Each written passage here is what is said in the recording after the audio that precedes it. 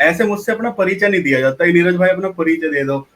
पहले अच्छा। मैं हाँ, पहले जब मैं इंजीनियरिंग कर रहा था ना, तो एक बड़ी टेक्निकल एक पॉइंट हुआ करता था, इंट्रोडक्शन, कि आप कोई वाइवा वगैरह बनाओगे, इंट्रोडक्शन, या फिर कहीं पे आपका हाँ। इंटरव्यू होगा, तो आपको इंट्रोडक्शन देना है जाके, तो ऐसे ऐसे बोलना है, सर माय नेम इज फलाना फलाना, my birth place is, my mother name is, my father name is.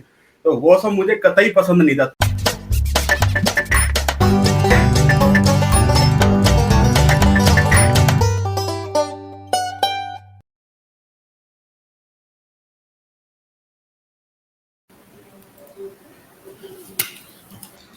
अब दर्शक जब तक हमसे जुड़ जाएं तब तक हम आपस में बात कर लेते हैं। 6 पूरे बज गए, राइट टाइम हम दोनों बिना किसी टेक्निकली फॉल्ट के पहुंच गए हैं यहाँ पे।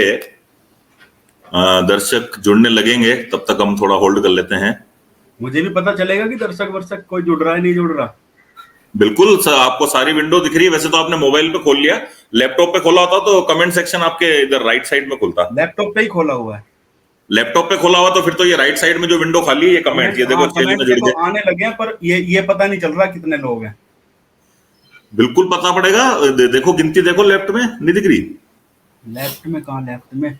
मेरी मेरी मेरी फोटो के ऊपर ना, मुझे कुछ नहीं नहीं दिख दिख रही? रही। ना, करो फिर, शुरू करो। 14 जने आ गए।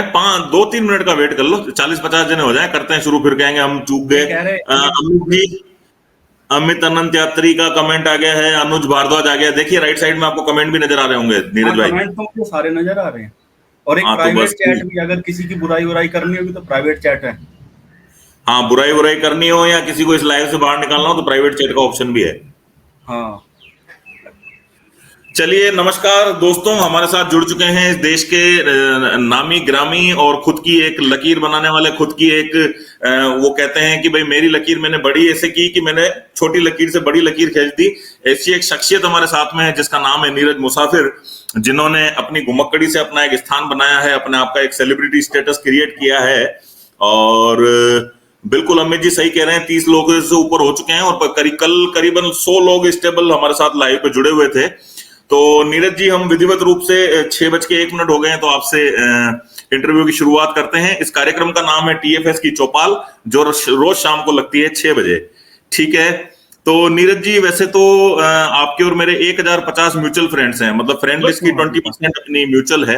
तो मेरे पाठकों या दर्शकों को आपके बारे में बताने की आवश्यकता तो नहीं है, लेकिन जो 4000 मित्र हैं जो हमारे म्यूचुअल नहीं है, तो मैं चाहूंगा कि आप एक संक्षिप्त आपका जो है एक परिचय दीजिए आप मेरे दर्शकों को। आप ही दे दो, मैं परिचय वरिचय। अच्छा, मैं ही दे दूं परिचय? चलिए, आप ही दे नीरज जी दो। का जितना मैंने परिचय दिया था, नीरज जी काफी एक बढ़िया घुमक्कड़ हैं और अपनी 150 सीसी बाइक जो है इनकी डिस्कवर, उस पर पूरा देश छानते डिस्कवर। हैं। हाँ, डिस्कवरी तो बोला। हाँ, हाँ, हाँ। तो वो छानते हैं और काफी एरिया इन्होंने कवर कर लिया है।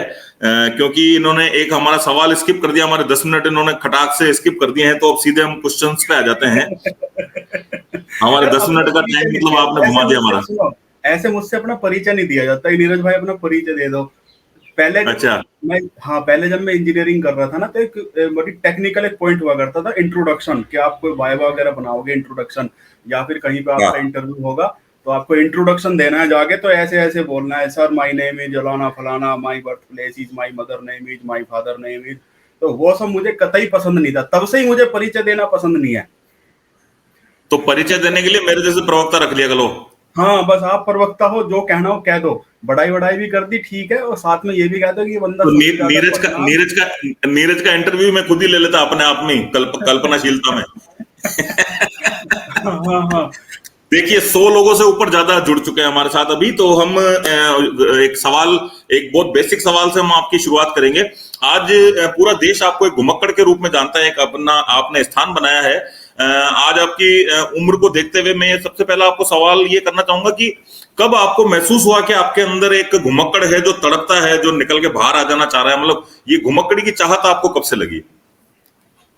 चाहत तो मुझे पता नहीं कब से थी, लेकिन जब से नौकरी लगी ना, सरकारी नौकरी 2009 फरवरी में, तब से पैसे भी हाथ में हम्म। आने लगे, और टाइम भी टाइम भी होने लगा। मतलब पैसा ही मेन इश्यू था घूमने के बारे में। तो तब से फिर बाहर निकलना शुरू किया। उससे पहले तो अपना वही स्कूल, वही कॉलेज और वही मतलब प्राइवेट नौकरी में छुट्टी नहीं मिलती थी।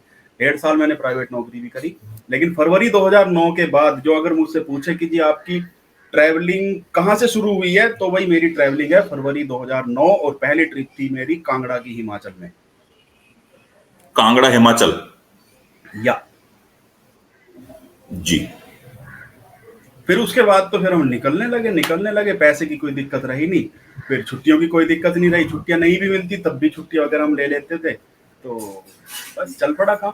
इसके अलावा नौकरी लगने से पहले, यानी कि विधिवत ट्रैवलिंग शुरू होने से पहले, मैं अपना ब्लॉग बना चुका था हिंदी में, नीरज जाट जी करके, neerajjatji.blogspot.com। अब उस ब्लॉग के लिए कोई ना कोई कंटेंट भी चाहिए। अब जब बना लिया तो बना लिया, कुछ ना कुछ तो लिखना पड़ेगा। उस टाइम मनमोहन सिंह जी प्रधानमंत्री हुआ करते थे, तो मैं एक दो कभी मनमोहन जी के बारे में लिख देता था, कभी मैं मतलब दीन दुनिया में जो भी कुछ हो रहा है अपनी कच्ची पक्की समझ के हिसाब से मैं कुछ ना कुछ लिख दिया करता था। अब भाई वो तो उसमें तो मजा ये नहीं था। घुमक्कड़ी आपने तो ये जो घुमक्कड़ी आपने पहले अकेले में शुरुआत करी, अभी तो जैसे दीप्ति भाभी आपके साथ हमेशा रहती हैं, विवाह कब हुआ था आपका? 2015 में। 2015 में। तो 2009 में पहली घुमक्कड़ी और 2015 में दीप्ति भाभी से आपका विवाह हुआ, तो ये 6 साल तक क्या आप अकेले घूमते थे? हाँ, ज्यादातर अकेले घूमते थे, बाकी बीच बीच में कोई यार दोस्त चलता था, ठीक है। फिर धीरे धीरे समझ में आने लगा कि यार दोस्त चलते वलते नहीं है, उनके घुमक्कड़ी को लेकर समझ अलग है, मेरी समझ अलग है, तो फिर मुझे अपना रास्ता अलग बनाना है। और फिर मुझे ब्लॉग के लिए कंटेंट तैयार करना था, फोटोग्राफी, जिसमें फोटो वगैरह भी है और नए नए एक्सपीरियंस भी है। अब कब तक आप ये लिखोगे कि जी शिमला हिमाचल की राजधानी है, हिमाचल में 12 जिले हैं, दिल्ली से शिमला की दूरी इतनी, कब तक आप ब्लॉग पे ये सब लिखोगे? तो नए नए एक्सपीरियंस, नई नई जगह आपको देखनी पड़ेगी। तो उसमें फिर दूसरे लोग मेरे साथ फिट नहीं हुए। शुरू में 2-3 ट्रिप कांगड़ा में मैं अपने एक कॉलेज फ्रेंड के साथ गया था, उसके बाद सोलन में भी एक छोटा सा ट्रैक किया था, वो भी एक अपने दोस्त के साथ गया था। और लेकिन फिर धीरे धीरे समझ में आने लगा कि भाई मुझे चलना है अकेले, ऐसे दाल नहीं। तो जो 2009 से 2015 तक की आपकी घुमक्कड़ी क्या वो भी बाइक पे ही थी? नहीं, बाइक तो मैंने 2014 नवंबर में चलानी सीखी है। तो उससे पहले तो घोड़ को डाटो पुठिया सब जो ये कौन सी लैंग्वेज थी? ये मैं पीछे इंस्ट्रक्शन दे रहा था रूम में। हाँ, मैं बता रहा हूँ कि मैं ट्रेन में जाता था, ट्रैकिंग करता था, बसों में जाता था, और मेन तो यही था। इसी तरह से मैं घूमता था, साइकिल से भी जाया करता था। जो आपकी एक किताब में भी इसका जिक्र है, पैडल पैडल में। जी, अगले सवाल की तरफ बढ़ेंगे आगे। मेरी जानकारी के मुताबिक, क्योंकि आपको मेरे से ज्यादा जानकारी है भारत की और मैं आपसे कभी बहस करता भी नहीं हूं, इसलिए एक तो ऊंचाई और फिट के बारे में मैं आपसे कभी भी नहीं भिड़ता, और एक वो भारत के बारे में जो जानकारी होती है उसमें मैं आपको हाथ जोड़ लेता हूं पहले से ही। लेकिन मेरी जानकारी के मुताबिक भारत में अभी 563 जिले और राज्य आपको ही पता होंगे कितने हैं, तो आप एग्जैक्ट शायद अभी मुंह पे तो आपके डाटा नहीं होगा, लगभग कितने जिले आप कवर कर चुके हैं भारत के? कवर तो मुझे पता कभी यदि गिना हो 700 के आसपास जिले हैं। 700 के आसपास जिले हैं, ठीक है। 700 के आसपास जिले हैं, और मुझे अगर जिलों की बात करें तो नॉर्थ इंडिया में तो मैं तकरीबन सारे, मतलब एक मोटा मोटी जिन जिले की जमीन पे मैं कदम रख चुका हूँ या होके गुजर चुका हूँ, तो ऐसे तो 50% के आसपास आप मान सकते हो, क्योंकि नॉर्थ इंडिया के तकरीबन हर जिले 350 जिलों में आप कदम रख चुके हैं कुल मिला के, ऐसा कहा जाए? 300-350 आप मान लो। और ऐसा भी कह सकते हैं भारत में जितने भी राज्य हैं, कभी न कभी कोई ना कोई शहर उसका आपने विजिट किया है। भारत के हर राज्य में आपका कदम पड़ गया है या कोई राज्य बाकी है? अभी सिक्किम बचा हुआ है, और मणिपुर बचा हुआ है, त्रिपुरा बचा हुआ है। 3 राज्य बचे हुए हैं, और अभी केंद्र शासित प्रदेशों के अपडेट हो जाने के बाद मैं समझता हूं शायद 33 कुल मिला के स्टेट्स हैं अभी। हाँ, उसके नहीं 36 है। 36 हो गए, ओके। भाभी इंस्ट्रक्शन दे रही है क्या? पीछे से आवाज आ रही है क्या? अच्छा, आवाज आ रही है। मतलब ये बंदा एक कमेंट आया कि नीरज भाई की आवाज धीमी आ रही है और पीछे वालों की नहीं, आवाज मुझे ऐसी कोई शिकायत नहीं है, सही आ रही है, कोई दिक्कत नहीं है। बस दीप्ति भाभी जो आपको पीछे से इंस्ट्रक्शन दे रही है उसकी आवाज आ रही है ना। इंस्ट्रक्शन कोई नहीं, ये लोग फोन पे आपस में बात कर रहे हैं। अच्छा। अब बात करेंगे कि चलो थोड़ा सा आपके घुमक्कड़ी को कंटिन्यू रखते हैं। तो आप लगभग, आपने बोला कि 350 जिले आप घूम चुके हैं और लगभग हर राज्य में आपका कदम पड़ चुका है। तो कई बार आप लिख चुके हैं, लेकिन जो जो लोग आपको नहीं पढ़ते उनको बताना जरूरी है। ऐसी कौन सी विश लिस्ट यात्राएं हैं जो आपकी सूची में बाकी हैं अभी, जो आपकी विश है कि आप करना चाहते हैं वो यात्राएं? भारत की बात करें, क्योंकि विदेश यात्राओं में शायद आप ज्यादा इंटरेस्टेड है नहीं। विदेश में भी है कुछ जगहें, उनके बारे में अलग से बात करेंगे। जी, अभी भारत की बात करें। हाँ, अभी भारत की बात करें। भारत में देखो, एक तो मेरी विश लिस्ट थी कि मुझे नेशनल पार्कों की, उन नेशनल पार्कों की विजिट करनी है जो वर्ल्ड हेरिटेज साइट भी हैं। जी। तो इस बार मैं काजीरंगा हम जा चुके हैं और इस बार मानस भी चले गए थे। इसके अलावा 3-4 वर्ल्ड हेरिटेज साइट और बची हुई हैं। एक अभी दुधवा भी गए थे आप? हाँ, दुधवा वर्ल्ड हेरिटेज नहीं है। अच्छा, दुधवा वर्ल्ड हेरिटेज नहीं है। वगैरह वर्ल्ड हेरिटेज नहीं है। जी।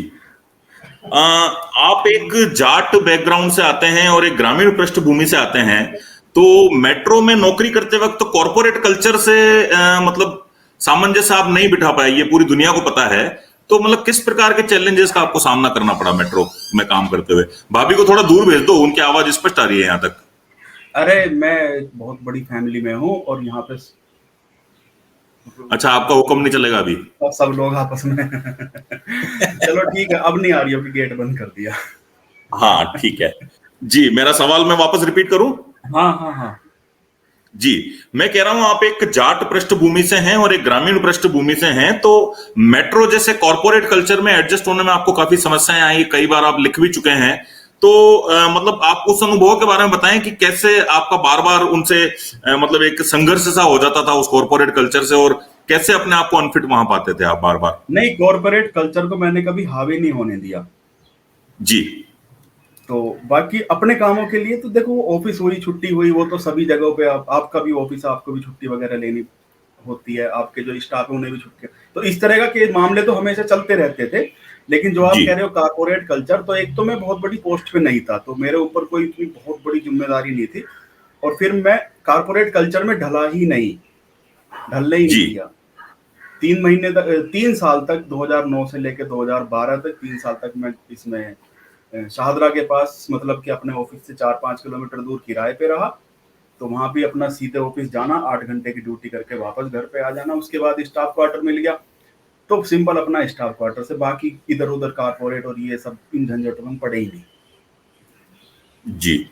तो आपका जो इंजीनियर होने का अनुभव है उसका लाभ कभी आपको घुमक्कड़ी में मिलता है? हाँ, मिल जाता है कई बार। जैसे बाइक वगैरह खराब हो जाती है तो उसका फायदा मिलता है। अपने अपन समझ जाते हैं कि बाइक में ये कमी है, अगर हम ठीक कर सकते हैं तो ठीक है, नहीं तो फिर अगला कोई मिस्त्री जाके ठीक कर देगा। मिस्त्री को जाकर हम सीधे बताते हैं भाई इसमें यहाँ पे ये कमी आ रही है, ये आवाज आ रही है, इस तरह की एबनॉर्मल साउंड आ रही है। तो कुछ हम भी समझ जाते हैं, फिर मिस्त्री के लिए भी आसानी हो जाती है। तो बड़ा वो अनुभव कहीं ना कहीं हमको घुमक्कड़ी में भी काम आते हैं कुल मिला के। काम आ जाता है। हाँ जी। आप भाभी के साथ पिछले 7 सालों से घूम रहे हैं, 2015 से 2021 हो गई, मतलब 6 साल मान लें यदि इसको। तो ऐसी मतलब आप बहुत निडर हैं, दोनों जो कपल हैं। आज ही आपने लिखा है कि we are the best couple of the world.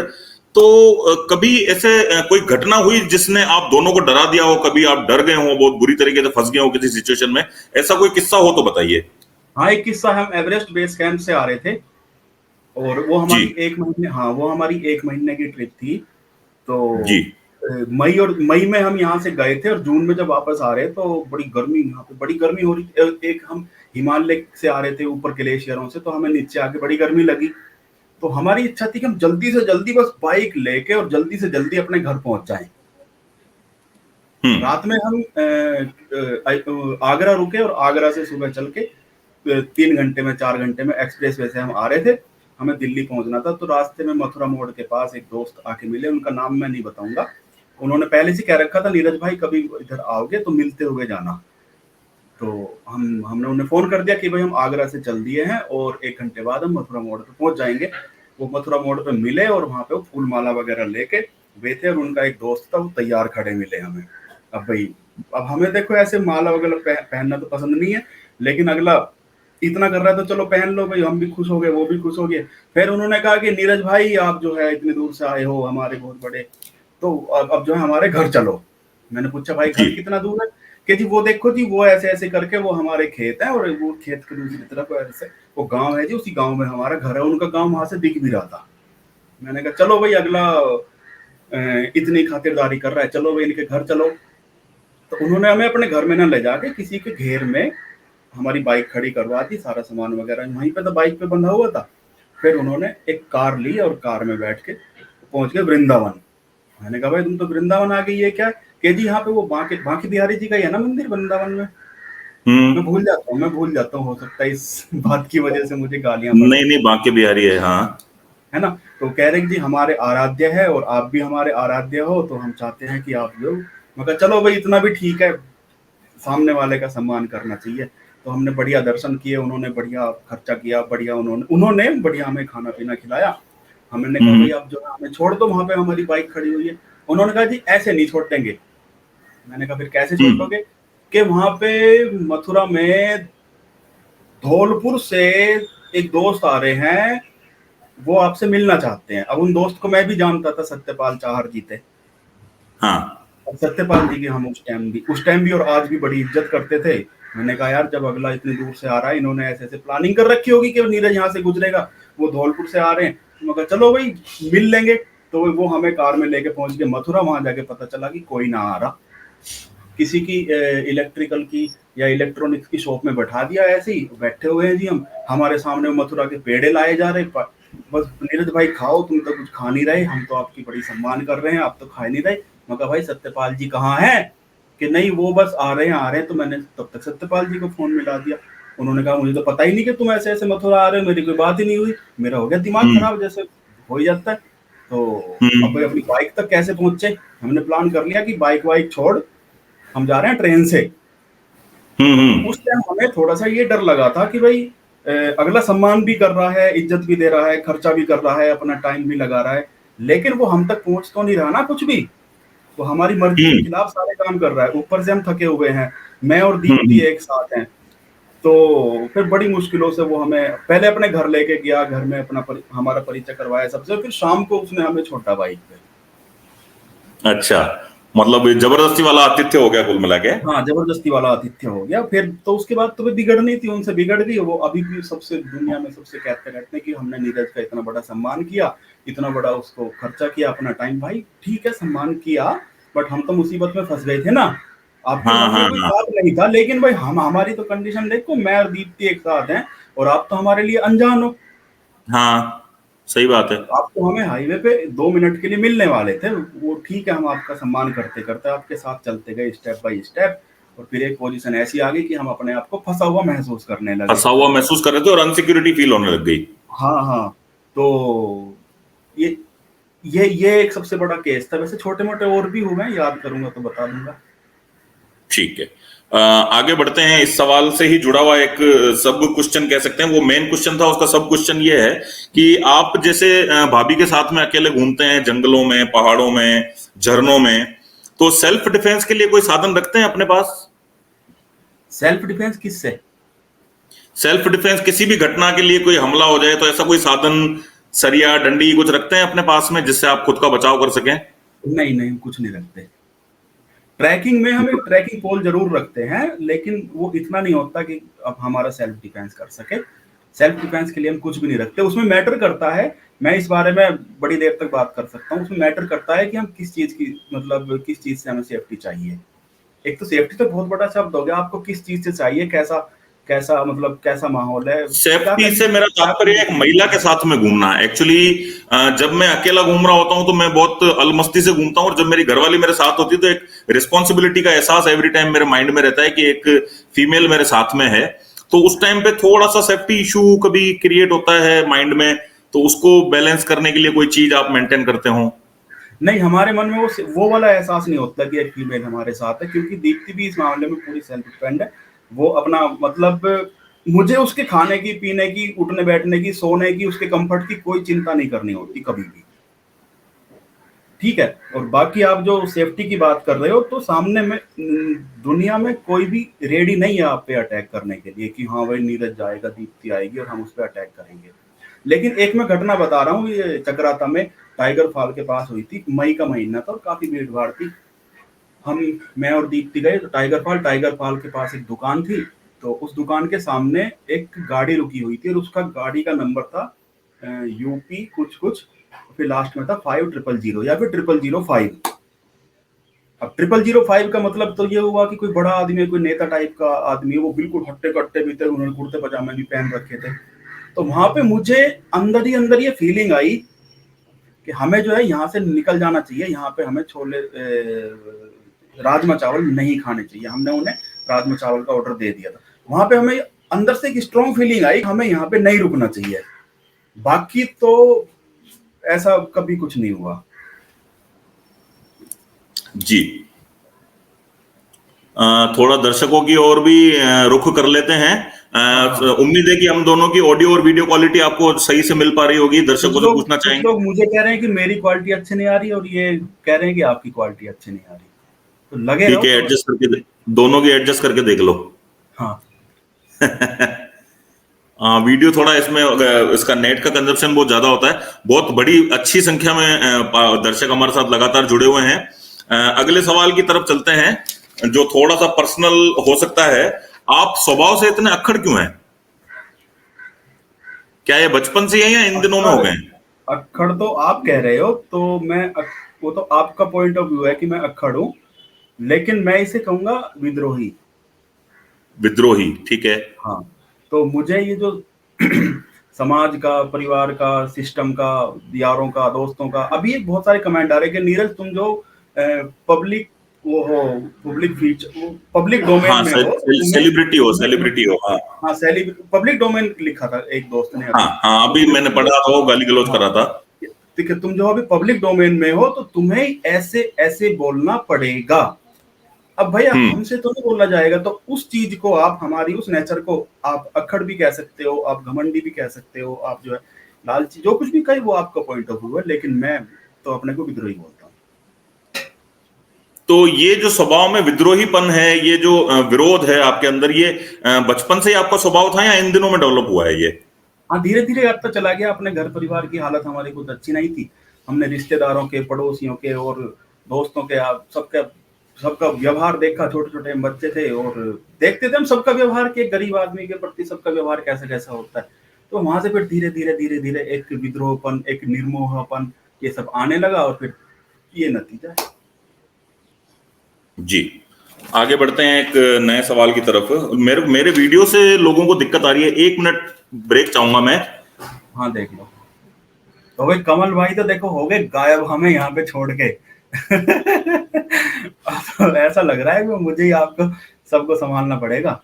ये कौन है? संदीप साहनी कह रहे हैं, नीरज भाई अकेले व्यक्ति के घूमने में एक स्वतंत्रता है और पत्नी के साथ कुछ बंधन, तो आपकी घुमक्कड़ी पर विवाह से क्या अंतर आया?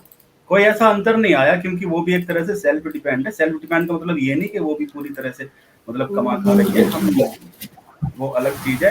लेकिन हमने जैसे अभी कमल भाई को बताया, तो वो भी अपना अपने कंफर्ट का, अपने खाने का, अपने सोने का, उठने बैठने का, कपड़ों का, इन सब का मैनेजमेंट कर लेती है। तो मेरी कोई टेंशन नहीं होती कि हाँ इसे कंफर्ट भी होगा या नहीं होगा। अगर हमें कहीं बिस्तरा नहीं मिलेगा, अच्छा बिस्तरा नहीं मिलेगा, तब भी वो बहुत अच्छे तरीके से एडजस्ट करना जानती है कि कैसे ऐसे माहौल में कैसे हमें रहना है। तो उस दिक्कत तब आती है जब अपने परिवार की, पत्नी की, बच्चों की, सबकी जिम्मेदारी हम अकेले लेने लगते हैं और हम मानने लगते हैं कि भाई हमारे ऊपर ही है इनकी जिम्मेदारी।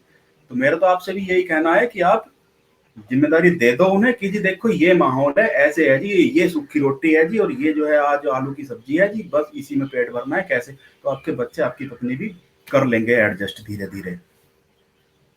और ये कह रहे हैं संदीप कि अगर कहीं स्थायी रूप से बसना हो, मतलब अपना घर बनाना हो, तो किस जगह को चुने? कमल भाई आगे का ऑनलाइन, इनका पता नहीं भाई, ये तो ये गायब हो गए।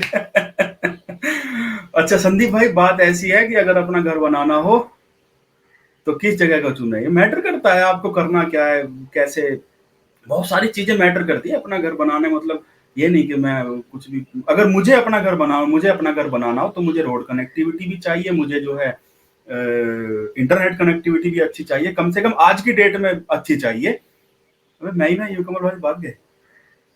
चलो ठीक है, तो मैं अपनी अगर बताऊं हमें कहाँ पे घर बनाना है, हमें पहाड़ों में बनाना है, जहाँ पे आसपास कोई जंगल भी हो, जहाँ पे जो बर्फ वगैरह भी पड़ती हो, इंटरनेट कनेक्टिविटी हो, रोड कनेक्टिविटी अच्छी हो। और जब इंटरनेट होगी तो फिर हम बाकी काम भी कर लेंगे, हम यूट्यूब भी चला लेंगे, हम फेसबुक भी कर लेंगे, हम जो है टूर ऑर्गेनाइज भी कर लेंगे, हम किताबें भी, आजीविका के हम सारे साधन कर लेंगे। तो आपको क्या करना है उस हिसाब से करो। बहुत सारे लोग भाई एकदम दुर्गम में रह के भी अपना घर बनाते हैं, गुफाओं वगैरह में जाके रह लेते हैं, एकदम से खेतों में रहते हैं जहाँ पे कोई इंटरनेट, तो सबकी अपनी अपनी पसंद है। और भी कोई राहुल तेवतिया, सारांश जी और चौधरी साहब को राम राम। राम राम भाई। ये कह रहे हैं शानो गुप्ता जी, नीरज भाई की आवाज बहुत धीमी आ रही है। सर वो कई लोग कह रहे हैं कि अच्छी आ रही है नीरज की, आप कह रहे हो धीमी आ रही है, तो सर अभी तो मैं इसमें कुछ भी नहीं कर सकता। और हाँ, महेश पांडे जी ने कहा कि ये तो मान ना मान तू मेरा मेहमान वाला किस्सा हो गया। Yes yes.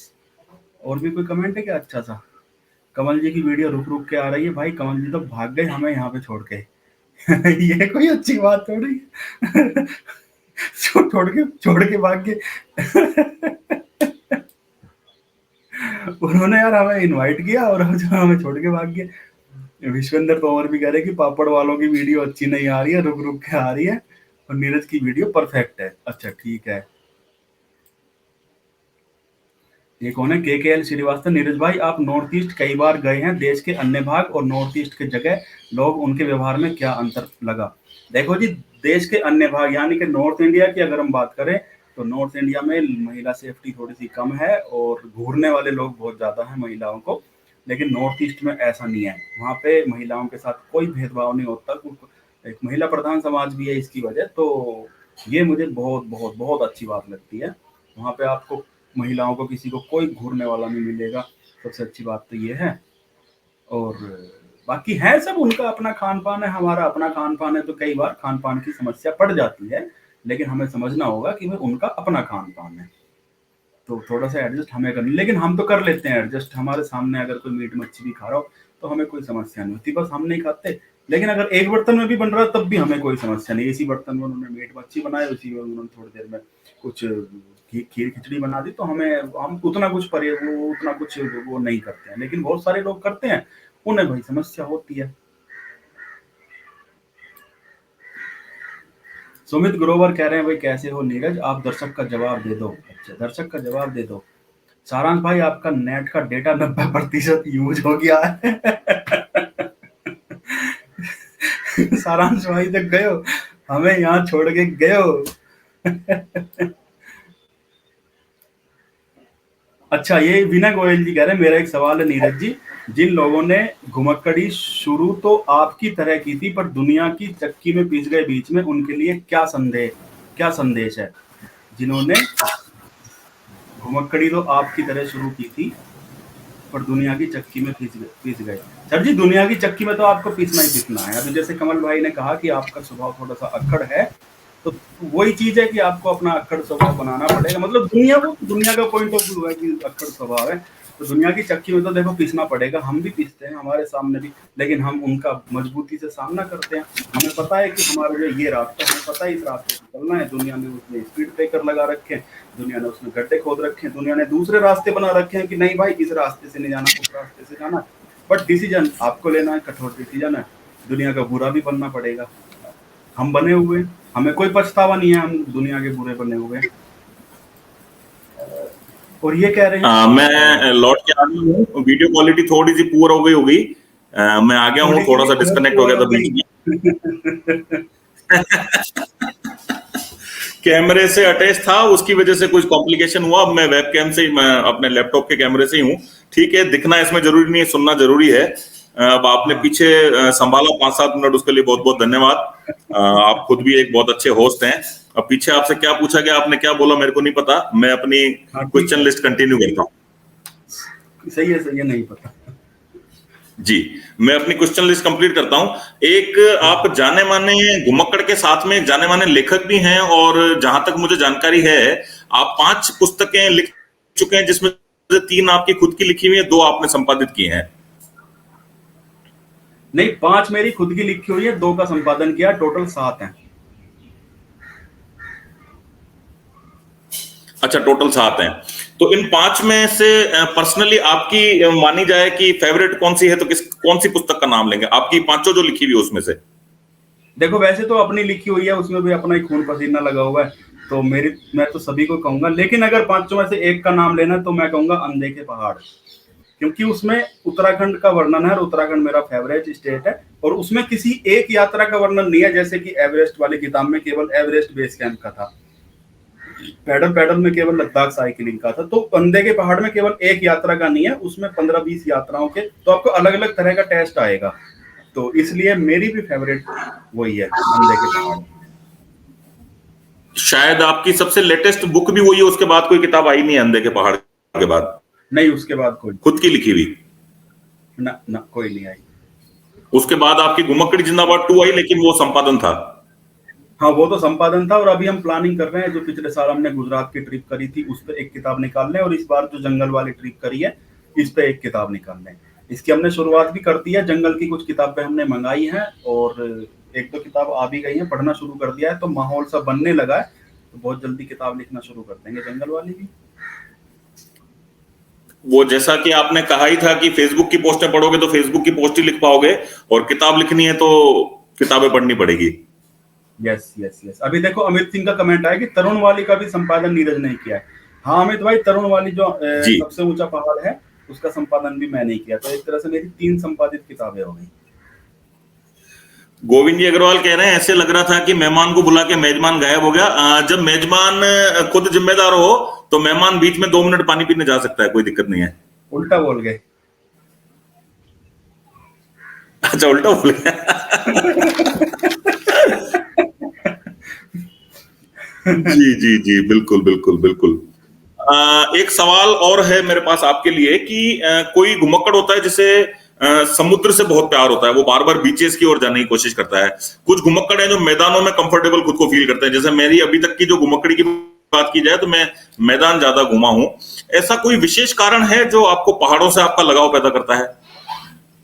बस जिसका लगाव समुद्र से पैदा होता है, जिस तरह से लगाव मैदान से होता है, उसी तरह से हमारा पहाड़ से हो गया। मतलब मैं गया हूँ समुद्र के किनारे भी, तो समुद्र बहुत छोटे आंसर दे रहे हो थोड़ा। अरे इतना नहीं बोला जाता मुझसे। आप या तो लगातार पूछते रहो, आपस में गप्पे मारते रहो, तो मैं बात करता रहूंगा। आप एक सवाल पूछ लोगे तो मैं 5 मिनट तक नहीं बोल सकता।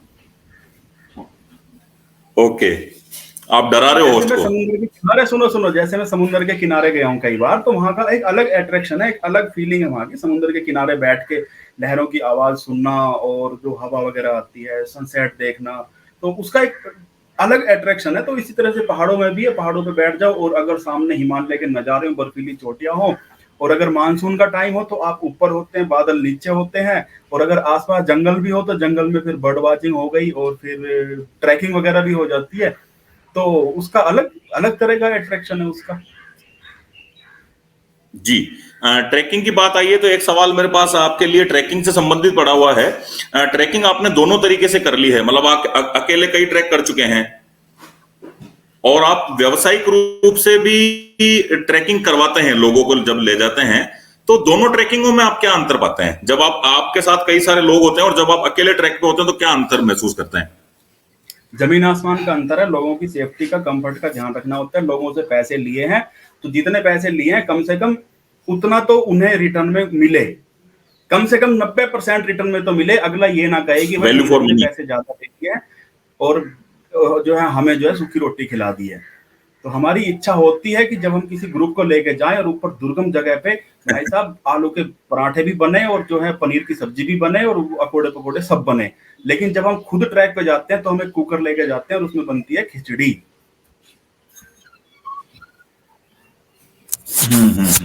बिल्कुल। आपको दो चीजों से बहुत विशेष चिढ़ है। आज सुबह से आप लगे पड़े हो, है ना? बिल्कुल। हाँ। धनाधन सुबह से 4 पोस्टें आपने ठोक दी हैं आज। आपको दो चीजों से विशेष चिढ़ है, एक मांसाहार और एक आपको दो चीजों से विशेष चिढ़ है, एक तो मांसाहार और एक तरल कटु द्रव्य जिसको मैं बोलता हूं। उन दोनों चीजों से आपको बहुत खतरनाक चिढ़ है। तो कोई ऐसी विशेष घटना है जिसकी वजह से आपको इतनी भयंकर रूप से चिढ़ है मांसाहार से और मदिरा से? मुझे मदिरा से चिढ़े, मांसाहार से कोई चिढ़ नहीं है। बाकी मैं मांसाहार नहीं करता हूँ, अंडे खाता हूँ। लोग कहते हैं कोई अंडा भी मांसाहार में आता है, तो भाई कहो, वो आपका पॉइंट ऑफ व्यू है। मुझे मांसाहार से कोई चिढ़ नहीं है। और अगर मैं अभी बताया, अभी आप जब गायब थे तो मैं लोगों से बात कर रहा था कि अगर आप मेरे सामने बैठ के मांसाहार करोगे एक ही टेबल पे तो मुझे कोई समस्या नहीं आएगी। उसमें से वो हड्डी वड्डी निकाल लोगे, हड्डी चूसो, मुझे कोई समस्या नहीं है। अगर एक ही बर्तन में अगर मांसाहार बनेगा और फिर उसको साफ करके उसी बर्तन में आप खीर खिचड़ी बना दोगे, मैं खा लूंगा। सेम उसमें सेम तेल में अगर मछली तली जा रही है और फिर उसी तेल में पकौड़ी तली जाएगी आलू की, तो भी मैं खा लूंगा। मुझे मांसाहार से कोई चिढ़ नहीं है। बस मुझे मदिरा से चिढ़ है, उसके अलग रीजन है, बहुत बहस हो चुकी है उस बारे में। मैं अच्छा अच्छा अनकंफर्टेबल अच्छा हो अच्छा जाता अच्छा। हूँ जब कोई दारू पी के सामने बैठता है, तो मैं अनकंफर्टेबल हो जाता हूँ। जैसे कि आप अभी नॉर्मल हो और मुझे पता चले कि कमल भाई ने पी रखी है, तो मैं आपसे अच्छी तरह बात नहीं, मुझे ऐसा लगेगा कि आप मेरी बात नहीं सुन रहे हो, या फिर समस्या खड़ी कर सकते हो। तो मतलब कुछ हो जाएगा, मुझे अंदर ही अंदर कुछ होता है, मैं कंफर्टेबल नहीं महसूस करता। तो मतलब मांस से समस्या नहीं है, हांडी चढ़ाने वालों से समस्या है। नहीं नहीं, अरे वो एक अलग केस हो गया था, हांडी से भी कोई समस्या नहीं है। जिस दिन उन्होंने वहां ऋषिकेश में हांडी चढ़ाई थी, मैं उनके साथ साथ था, उनकी रिकॉर्डिंग रिकॉर्डिंग सब शूटिंग कर रहा था, उनके साथ बैठ के सेम टेबल पे। अभी गोविंद जी साथ हैं, इनसे पूछ लेना, सेम टेबल पे भैया हम टेबल शेयर कर रहे थे, मेरे लिए पनीर वनीर बना था और उनके लिए हांडी, सेम टेबल पे। उससे भी कोई समस्या नहीं थी, लेकिन बाद में कुछ उन्होंने इंसिडेंट हो गए, स्टोरी स्टोरी उन्होंने लिखी, तो उससे फिर मुझे समस्या थी, फिर बात चल पड़ी। जी बिल्कुल। अधिकतर पाठकों के आपके पाठकों के, मेरे पाठकों के, आपके दर्शकों के, मेरे दर्शकों के दिल में एक ये सवाल होता है कि आप लगातार घूमते रहते हैं और जब घूमते नहीं है तब मगरमच्छ की तरह पड़े रहते हैं। तो इस दौरान आजीविका का क्या साधन रहता है, कैसे अपना जो है आप चीजें सेट करते हैं? हालांकि आपके लिए एक मैं डायलॉग हमेशा यूज करता हूं कि मेरे जमीर में दम है क्योंकि मेरी जरूरतें कम है ना? मैंने एक बार देखो आपके भाई, लिखा भी था पोस्ट पे अब देखो आप तो सिंधी आदमी हो, कि बिजनेस वाले आदमी हो, तो आपका तो एक जमा जमाया बिजनेस था जो अब हो गया है खत्म, मतलब बंद, खत्म ही कहूँ मैं, तो खत्म ही कहूंगा हाँ अभी, है ना। तो धीरे धीरे हाँ आपको हाँ। स्टार्ट करना पड़ेगा, जब स्टार्ट होगा नॉर्मल होगा, तब तब आपको जो भी कुछ होगा। लेकिन हमारा तो ऐसा कुछ था नहीं, तो हमें तो बिजनेस बिजनेस की कोई ऐसी समझ है नहीं, आजीविका के लिए क्या करना होता है। बस इतना पता है कि हाँ हमारे पास अच्छे इतने पैसे रखे हुए हैं कि अगर हम कुछ भी ना कमाए, अगर अभी हमारे पास एक पैसा भी ना आए, तो हमारा इतना खर्चा है कि हम उस पैसे में 5 साल तक गुजारा कर सकते हैं। क्योंकि हमारा खर्चे भी बहुत अच्छा। बहुत बहुत बहुत ज्यादा कम है, तो हम 5 साल तक गुजारा कर सकते हैं। 5 साल में इतना तो कर ही लेंगे, यूट्यूब है, किताबें हैं, और फिर लॉकडाउन खुल जाएगा तो बाकी रास्ते भी खुल जाएंगे। ऐसा नहीं है कि आपके साल में बोलने से दो जो दो महसूस हो रहा है वो हम्म, ये है कि आपके चलो आप बोलने से बोलो ये आप महसूस बोलो। हो रहा है कि आपकी जो सेविंग मनी है फिलहाल आप उसको खर्च कर रहे हैं।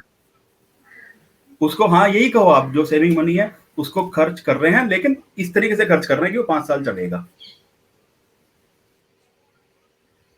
अच्छा, वो आप सेट बिठा के चल रहे हैं, बहुत बढ़िया बात है।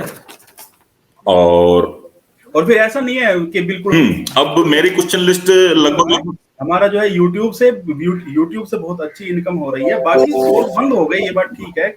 लॉकडाउन की वजह से कई सोर्स हमारे बंद हो गए हैं, लेकिन यूट्यूब से हमें बहुत अच्छी इनकम हो रही है। जो हमारी जो सेविंग मनी है वो बढ़ रही है। अच्छा, जो सेविंग मनी है वो इंक्रीज हो रही है, बिल्कुल अच्छी बात है।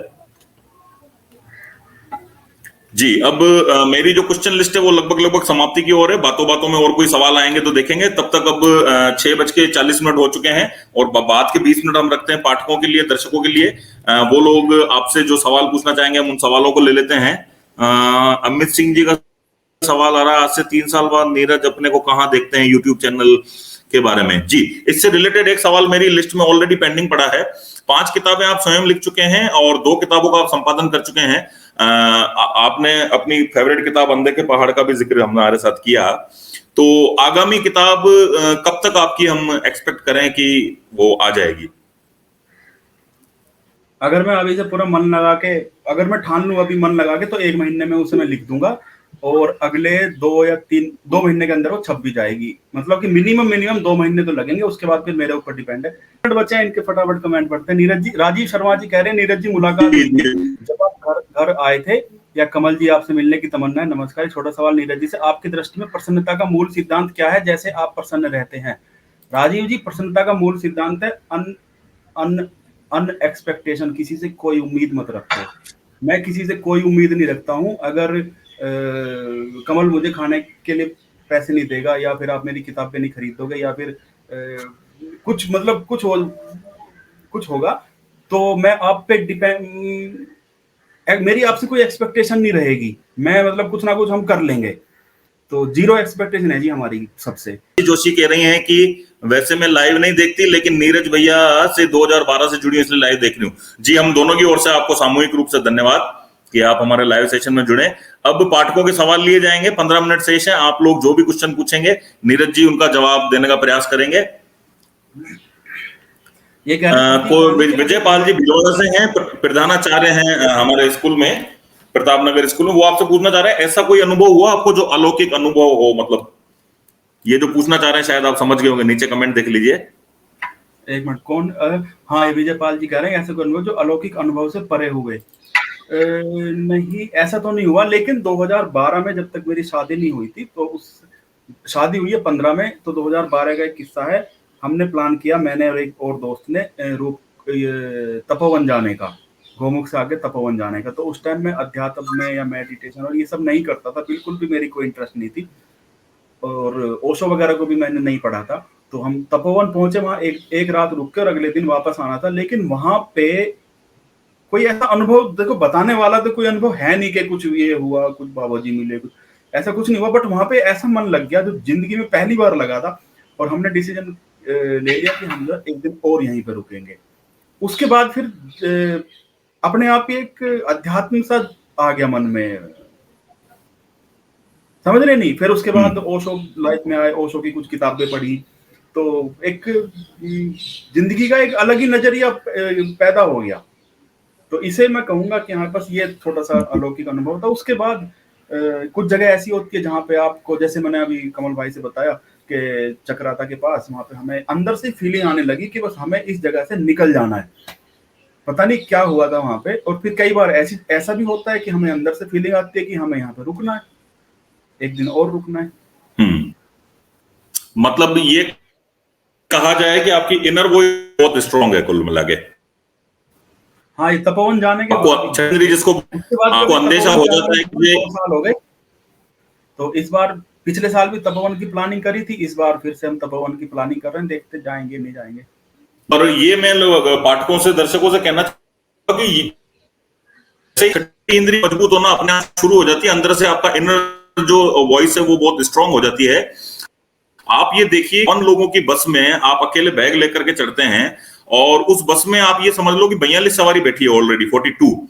आप 1 सेकंड के अंदर निर्णय ले लेते हैं कि मेरे को कौन सी सीट पे जाके किसके साथ में बैठना है।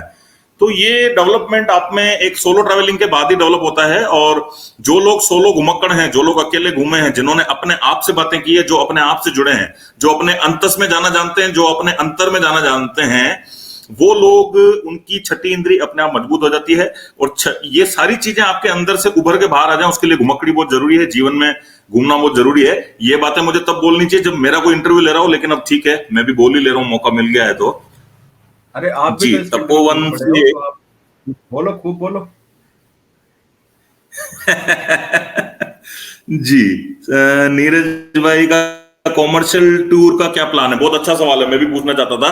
स्थितियां सामान्य हो जाएगी तो अगला जो अपना ट्रैवल किंग प्राइवेट लिमिटेड, उसका अगला टूर कौन सा, कोई ट्रैक करवाएंगे या कोई और प्लानिंग है आपके माइंड में? नहीं, अभी हमने, क्योंकि जब तक स्थितियां सामान्य होगी तब तक सर्दी आ चुकी होगी। ट्रैवल किंग प्राइवेट लिमिटेड की स्टोरी, ये शुरुआत की थी दिवाकर मिश्रा जी ने। उन्होंने कहा था, अभी हमारा कोई ऐसा प्लान नहीं था, नौकरी छोड़ के बस ऐसी मटर गश्ती करनी थी, और यूट्यूब बढ़ाना था, और फेसबुक वगैरह पे रीच बढ़ानी थी, इन सब चीजों में काम मतलब कि ध्यान लगाना था। Travel king India private limited की कोई प्लानिंग नहीं थी। मिश्रा जी ने कहा कि नाम मिल रहा है, नाम लेके रख ले, नहीं तो कोई और ले लेगा, अच्छा नाम है। मैंने कहा चलो ठीक है। उसका फिर travelkingindia.com भी मिल गया, तो दोनों तरफ से मिल गया, लीगल भी मिल गया, ऑनलाइन भी मिल गया, तो हमने नाम लेके रख लिया। तो इस तरह से बस एक तरह से आप समझ लो कि इसे अभी 2 साल तक चलाने का हमारा कोई इरादा नहीं है, लेकिन जब बन गया, और तो फिर बन गया तो बन गया, 1-2 टूर हमने उसके नाम से करा दिए। अब मिश्रा जी बनने के बाद बंदा करने वाला कोई है नहीं, तो हो सकता है अभी हम 1-2 साल ट्रैवल किंग को साइड रख दें। तो प्राइवेट लिमिटेड कंपनी बनने के बाद तो नीरज भाई बड़े लफड़े और बड़े खर्चे हैं। 40-50 हजार रुपए तो साल का उसका कागजी मेंटेनेंस का खर्चा हो जाता है। 2 साल आप साइड में रखोगे तो ये तो एक खर्च खाने वाली और एक नए सिरे से एक खर्च खाने वाली चीज जुड़ गई आपके साथ में। खर्चा किस चीज का होता है? मेरा तो अभी तो कोई खर्चा नहीं हुआ, छोटे मोटे खर्चे तो मिश्रा जी संभाल रहे थे, उन्होंने कोई फीस वगैरह किस चीज का बताया आपने? 40-50 हजार? ये प्राइवेट लिमिटेड कंपनी खोलते ही आरओसी के और ये बहुत सारे जो झंझट लगते हैं कागजों के, हो सकता है अभी तक दिवाकर जी देख रहे हो तो आपको जानकारी में ना हो, अब जानकारी में आएंगे। प्राइवेट लिमिटेड कंपनी मेंटेन करना ही अपने आप में 40-50 हजार साल का खर्चा है। चलो इस चीज को बाद में कभी देखेंगे, मुझे नहीं पता था इसका, क्योंकि वही सब संभाल रहे थे, मुझे इस बारे में कुछ नहीं पता। तो अगर ऐसी बात है तो 40-50 हजार का कर लेंगे, कौन सा बड़ी बात है। हाँ, कोई बड़ी बात नहीं है, लेकिन ये मतलब खड़ी कंपनी भी 40-50 हजार साल के खा जाती है, क्योंकि मुझे फॉरेक्स का लाइसेंस लेना था आरबीआई से अभी रिसेंटली, है ना। जैसे अभी जो कंपनी है वो सारांश हॉलीडेज है, तो इसको मुझे करना था सारांश holidays and forex exchange. Forex वाला जो है, फॉरेक्स वाले काम को प्राइवेट लिमिटेड करना था, सारांश holidays and forex private limited. तो उसमें मैंने जानकारी करी थी। कमल जी आप कब आ रहे हैं चित्रकूट? चित्रकूट में आपने नीरज जी को खिलाए थे ब्रेड चाशनी में डुबा के, जरूर खाएंगे, हम भी आना चाहेंगे आपके पास। और कोई सवाल किसी पाठक का लेना चाहेंगे? 10 मिनट शेष हैं, 7 बजे तक का सेशन है हमारा, 1 घंटे तक रहता है। गीतिका गुप्ता जी कह रहे हैं क्या आपको छठी इंद्री पर यकीन है आप दोनों को? जी मुझे तो है, और नीरज भाई की तो व्यू नीरज भाई बताएंगे, मुझे नहीं पता। मैं मानता हूं कि छठी इंद्री होती है, और ये घुमक्कड़ों में विशेष रूप से बताया ये छठी इंद्री का ही है। मुझे तो बहुत जबरदस्त अनुभव है, और जिसको भी छठी इंद्री पे अपना अनुभव हो जाएगा, एक्सपीरियंस हो जाएगा, वो फिर ये बात नहीं करेगा कि आपको सोलो ट्रैवलिंग में या फिर फीमेल के साथ जाने में डर नहीं लगता क्या, क्योंकि उसकी छठी इंद्री अपने आप चीजों को डेवलप हो जाती बता है। देती है। हाँ हाँ, कुछ ना कुछ मैसेज आ जी, जाते हैं कि आगे जो है खतरा है, आगे जो है खतरा नहीं है। विजय पाल जी का ही क्वेश्चन है, घूमने में उम्र कितनी बाधा होती है? वैसे तो इसका जवाब बहुत कॉमन है, फिर भी नीरज जी आपको तो अच्छा लगेगा। नहीं, कोई बाधा नहीं होती, आपका डेडिकेशन और आपकी इच्छा कितनी है, क्या आपको, वही सब है। अभी एक दोस्त का कमेंट आया था किसी पोस्ट पे कि नीरज भाई मैं जो मनाली गया, लेकिन मनाली जाके मैं थक गया और मेरा बिल्कुल भी मन नहीं लगा, आप कैसे जाके मैनेज करते हो? तो बस हो जाता है, क्योंकि हमें पता है कि हमें मनाली जाके या किसी भी जगह जाके क्या करना है, कितनी देर रेस्ट करना है, ट्रैवलिंग कितनी है, आगे जाके क्या मिल रहा है, सब कुछ हमें एक आइडिया होता है। तो अगर उम्र भी हो जाएगी तो ये एक्सपीरियंस बढ़ता ही चला जाएगा, तो हमें नहीं लगता कि हमें समस्या पड़ेगी। प्रतीक जी गांधी घुमक्कड़ी दिल से के एडमिन हैं, वो आपसे पूछना चाह रहे हैं, नीरज अगर घुमक्कड़ी में भारत में कहीं गुम हो जाना चाहो तो कहां गुम हो जाना चाहोगे? उत्तराखंड में। मेरी तो बड़ी इच्छा है कि मुझे बस गुम होना है और एक दिन एकदम से गुमनाम हो जाना है, और ये तो मुझे करना है कभी ना कभी। तो उत्तराखंड ही मुझे ज्यादा अच्छा लग रहा है, किसी गांव में कहीं, मतलब गांव में, शहर में, कहीं पे भी जाके अपने सारे अकाउंट बंद करके उत्तराखंड में आपको कोई गुम कर ही नहीं सकता। उत्तराखंड में आपको कोई गुम कर ही नहीं सकता। आंखों पे काली पट्टी बांध के जंगल में भी डाल देंगे तो उठते ही नीरज बोलेगा अच्छा मैं ऐसे एल्टीट्यूड पे आ गया हूं। ना, वो तो अलग चीज है, नीरज लेकिन बोलेगा आपके मैं लिए इस एल्टीट्यूड पे और इस एटीट्यूड पे हूं। जी, स्वप्निल जी बहुत लेट जुड़े हैं। कमल भाई नीरज को नमस्कार, नमस्कार तो हो गया, नमस्कार बहुत सारी हो गई। नीरज भाई प्राइवेट जॉब की गुलामी से मुक्ति कैसे पाए, उसके लिए अलग सेशन होगा। आज बात घुमक्कड़ी पे और इस पे हो रही है। अच्छा, ये एक और क्वेश्चन ऊपर चला गया। आजकल आपके पास कंटेंट की कमी है तो बार बार ये फूड जोनर में क्यों घुस जाते हो आप? कल पूरा दिन फूड जोनर में रहे थे। पूरा दिन फूड जोनर में रहने का तो एक अलग रीजन था, क्योंकि उससे पहले भी मैंने 1-2 फूड की पोस्ट डाल ली थी। तो कोई ना कोई आके बोल देता था नहीं यार तुम्हें जो ये चीज नहीं खानी चाहिए, कोई ना कोई आके बोल दे, मेरा दिमाग खराब हो जाता। मैंने सोचा आज सबका सर्वे करेंगे।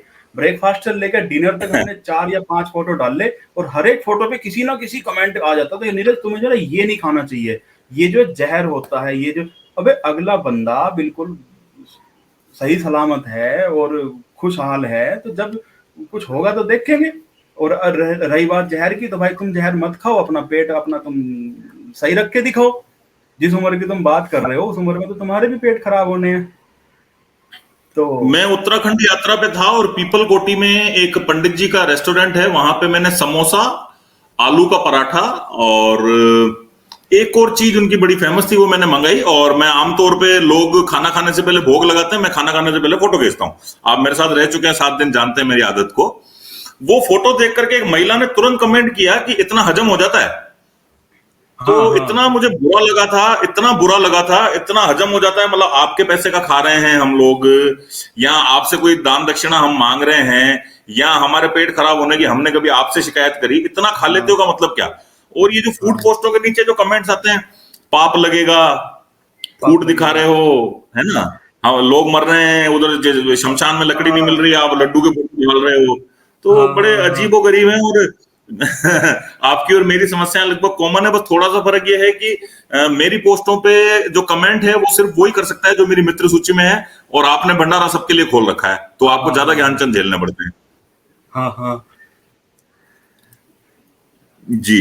अगले सवाल की तरफ जाएंगे, आने दीजिए। चंदन, नौकरी छोड़कर घुमक्कड़ी साहसिक कार्य है, बिल्कुल है, नेचुरल है, उसमें तो कोई कहने की बात नहीं है। सूरज जी पारीक, हमारी किताब की भूमिका लेखक, जय जय, आपको नमस्ते कर रहे हैं नीरज जी। नमस्ते सूरज भाई। और ये सुनील रीनवा कह रही है, बता उत्तराखंड रहेंगे या कहीं और पहाड़ों में।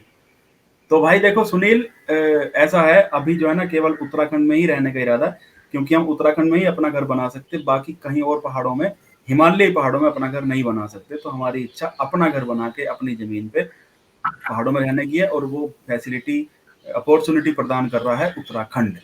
हाँ हाँ, उस दिन तो बड़ा खतरनाक सीन हो गया, क्योंकि अचानक देखा, एक दोस्त का कमेंट आया कि अजीत सिंह जो है 24 घंटे से फेसबुक पे आए नहीं है। मैंने कहा यार ये तो सीरियस बात है, मैंने देखा, मैंने इन्हें अनफॉलो अनफ्रेंड सब कर रखा था। तो देखा इनकी आईडी में जाके, देखा रियली सही बात है, 24 घंटे हो गए। मैं कहा यार कहीं टंग टंगा तो ना गए। फिर मैंने इन्हें व्हाट्सएप पे रिप्लाई किया, व्हाट्सएप पे इनका कोई रिप्लाई नहीं आया। फिर इन्हें मोनिका जी को रिप्लाई किया, उनका कोई रिप्लाई नहीं आया। फिर आखिरकार जब मैंने उसके 10-15 मिनट बाद फिर अजीत सिंह ने पोस्ट लिखी कि जो है मैं अपना फोटो वोटो डाल के, वो नाक पे वो लगा हुआ था कि जो मैं जो ओके हूँ, हाँ और हालत जो है तेजी से सुधर रही है। तो हमने मोनिका जी को बोल दिया, मैं जी। कहा भाई मैं दिल्ली में हूँ, डिस्कवर हमारी रेडी है, अगर यहाँ पे दिल्ली में कोई काम हो, कहीं पे भाग दौड़ वगैरह करनी हो तो बता देना, क्योंकि मुझे पता है कि इनके बहुत बड़े बड़े लिंक वगैरह हैं, तो बहुत सारे लोग, सैकड़ों लोग इनके लिए काम कर रहे होंगे। बट एक ऑप्शन हो गया कि हाँ दिल्ली में कोई बंदा बैठा हुआ है, तो मैं कहा भाई हमें भी ध्यान रखना। तो मैंने फिर इन पर्सनली किसी को कुछ नहीं कहा, फिर धीरे धीरे इनकी कई लोगों ने बुलेट वर्सेस डिस्कवर छेड़ने की कोशिश की, पर मैंने आज उस विषय को छुआ नहीं, क्योंकि बहुत ज्यादा उस पर बात हो चुकी है, तो मैं नहीं छेड़ना चाहता था उस बात को। नहीं, ये बेकार वो चीज एक मजाक से बहुत आगे निकल चुकी बात हो, तो मैं उस विषय को नहीं छेड़ूंगा।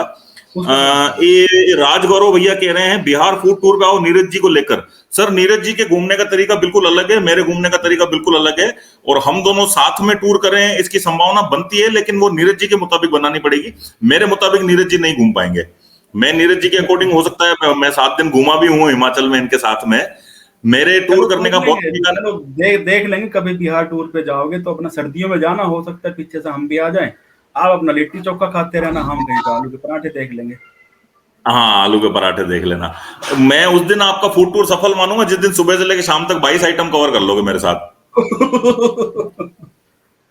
ना ना ना, ये नहीं आप करना। कहते हो ना मेरा जो है पेट, वो लक्कड़ हजम पत्थर हजम वाला मिक्सर ग्राइंडर मेरा मजबूत है, तो वो हाँ उस दिन ट्रायल हो हाँ। जाएगा उसका। नहीं नहीं नहीं, ये काम नहीं करना। आप केवल और केवल नीरज मुसाफिर, आप जैसा कोई नहीं नीरज जी, ठीक है। दद्दा जुड़िए जल्दी, दद्दा के साथ आप दोनों भी जुड़िए। दद्दा का सेशन अलग से लेंगे, अब दद्दा बार बार आईडी अपनी बलिदान कर देते हैं। दद्दा इसी हफ्ते में इसी टीएफएस की चौपाल पर उपलब्ध होंगे, उपस्थित होंगे, वो यदि अपना समय देंगे तो जरूर हम लोग जुड़ना चाहेंगे उनसे। दद्दा क्लियर कर रहे हैं। और कोई पाठक सवाल, लास्ट मिनट क्वेश्चन। मेगा जी कह रही है बिजनौर आइए। मेगा जी, आप स्वस्थ हो गई, ऑक्सीजन सपोर्ट पे थी पिछले 1 हफ्ते से, और अभी घर पहुंच गई, हमें इस बात की खुशी है। जरूर मैं ऋषिकेश आऊंगा तो बिजनौर आने का प्रयास करूंगा, नीरज जी भी पास में ही है। और नीरज जी का फेवरेट लोकल ट्रेडिशनल फूड कहाँ और कौन सा पसंद है? लोकल ट्रेडिशनल नीरज तो जी हर जगह के का अलग फेवरेट अलग है। Local traditional food? Local traditional हर जगह के अलग अलग है। महाराष्ट्र जाओ तो हाँ, वहाँ लोकल ट्रेडिशनल तो हर जगह का हाँ अलग ही होता है। हाँ, राजस्थान में आओगे तो महाराष्ट्र दाल जाओ तो बाटी हमें लोकल है। केवल वड़ा पाव चाहिए। वड़ा डिनर, ब्रेकफास्ट से लेकर डिनर तक हम महाराष्ट्र, जब भी हम महाराष्ट्र में होते हैं केवल वड़ा पाव खाते हैं। और जब भी हम साउथ में जाते हैं, गोवा या उससे आगे जाते हैं, तो हमें केवल इडली इडली इडली और कभी कभार डोसा, इडली और डोसा, बस इसके अलावा कुछ नहीं चाहिए। गुजरात जाते हैं तो ढोकला चाहिए, और लोकल ट्रेडिशनल फूड बस यही है। बाकी कमल भाई की तरह तो राजस्थान का नाम भी ले लो। अरे राजस्थान तो खतरनाक है यार, वहाँ मिर्ची बड़े वगैरह मिलते हैं, दिमाग खराब, मतलब सब कुछ खराब हो जाता है। चलिए नीरज भाई, आपने मेरे कहने से अपना 1 घंटा अमूल्य निकाला और टीएफएस की चौपाल को ज्वाइन किया, हमारे दर्शकों के, हमारे पाठकों के सवालों के जवाब दिए। लगभग सेम ही थे हमारे दर्शक पाठक, कोई बहुत ज्यादा अलग नहीं है, एक ही फील्ड के हैं।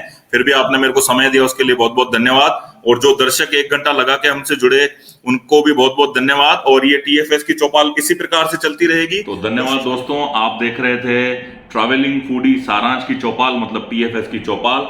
और आप इस कार्यक्रम में यहां तक मेरे साथ बने रहे, उसके लिए आपका बहुत बहुत धन्यवाद। और आपको यदि मेरे ये वीडियोस और ये इंटरव्यू सीरीज अच्छी लग रही है तो प्लीज मेरे चैनल को सब्सक्राइब जरूर करें, और उसके साथ में एक वो बेल आइकन जो है वो जरूर प्रेस करें, ताकि मैं कोई नया वीडियो अपलोड करूं तो आपको उसकी जानकारी तुरंत मिल जाए। और किसी हस्ती को, किसी सेलिब्रिटी को आप मेरे इस कार्यक्रम ट्रैवलिंग फूडी सारांश की चौपाल, मतलब टीएफएस की चौपाल में देखना चाहते हैं, तो जरूर उसका नाम, आप उस सेलिब्रिटी का नाम नीचे मुझे कमेंट बॉक्स में सजेस्ट करें। और उन सेलिब्रिटीज से आप क्या सवाल पूछना चाहेंगे, आप कौन से सवाल चाहेंगे कि मैं उनके साथ उठाऊं, वो भी मुझे बिल्कुल सजेस्ट करें। और मेरे साथ बने रहने के लिए आपका बहुत बहुत धन्यवाद। Thanks a lot.